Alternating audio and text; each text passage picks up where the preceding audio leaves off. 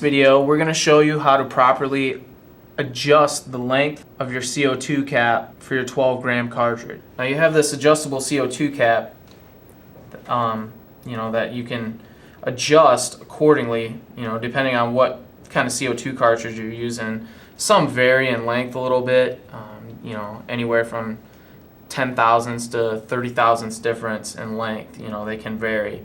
And that will determine whether the TiPX actually punctures the cartridge or not. So you want to make sure that you get a good puncture. That's why we have this upgrade available. So I'm first going to start off by taking our adjustable set screw and putting that in first.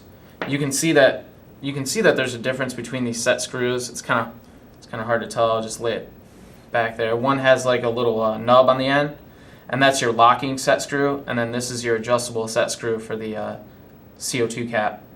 So we'll go ahead and take this one, and we'll start off by just threading it into the cap until it's flush with the face of the cap. Now this is where obviously the cap meets the back end of the CO2 cartridge. So you will just want to make sure that it's flush to our adjustable cap.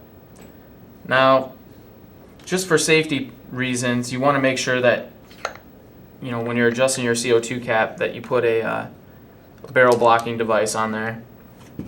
Make sure it's cinched up real tight.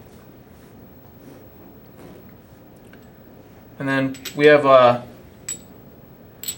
5 12 gram cartridges that we're just going to kind of find the right setting, the correct length for these cartridges. I'll show you how to do that. You're just going to start off, put your 12 gram in, and like I said, with that screw being flush, just go ahead and put that in. Now you'll notice that when you're and you're kind of just lightly pulling the trigger. You're not pulling the trigger as if you were to go fire at something, but you're just kind of just wiggling the trigger just a little bit just to see how much play it has.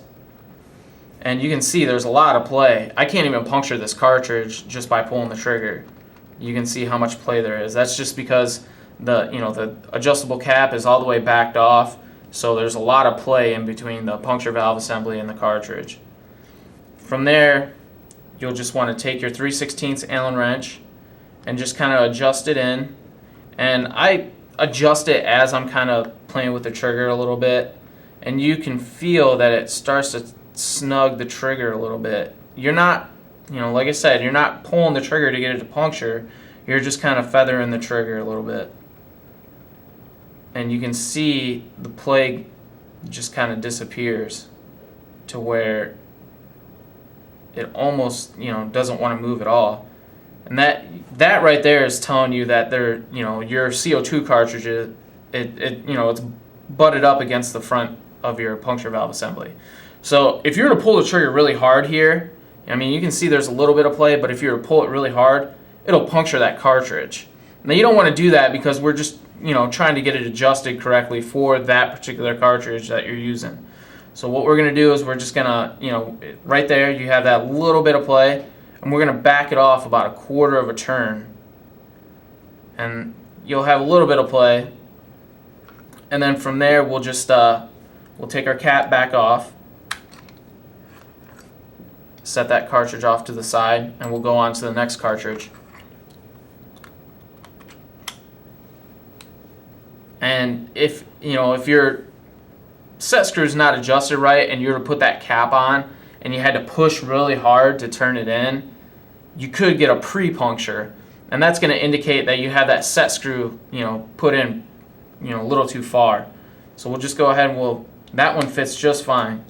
So we'll pull that one back out and we'll move on to the next cartridge. And the reason that we're checking 5 cartridges is we're just going to do a real short run of the cartridges, because believe it or not, some of these cartridges can vary within a box. So you have like in most CO2 boxes you have 25 cartridges. A run of 5 is usually a good test. So we've got that cartridge in there, locked it into place, and like I said, you're just kind of feathering that trigger, and it's about the same position it was with the first 2 cartridges. We'll just kind of continue with that just to check them.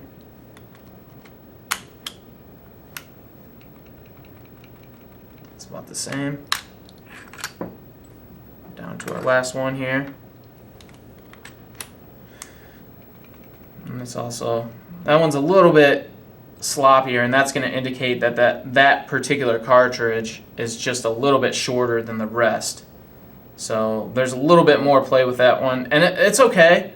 I mean, we have it adjusted for the longer ones. So what we'll do is we'll go ahead and we'll set this off to the side. Now that we have it adjusted where we want it, we have our locking set screw with a little pin on the end there. Once again, your 3/16 wrench, you're going to go ahead and turn that in until it locks down.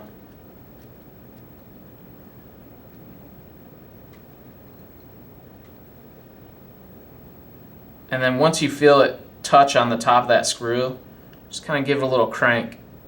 You know, nothing too hard, but just, you know, make sure it's snug. And that'll keep your adjustment screw from backing out. So that's going to lock your adjustment screw in place. Now we'll go ahead and we'll recheck it just by putting our 12 gram in. Put our cap in. And then you got a puncture. So puncture that one perfectly. And that's how you install your new adjustable CO2 cap assembly.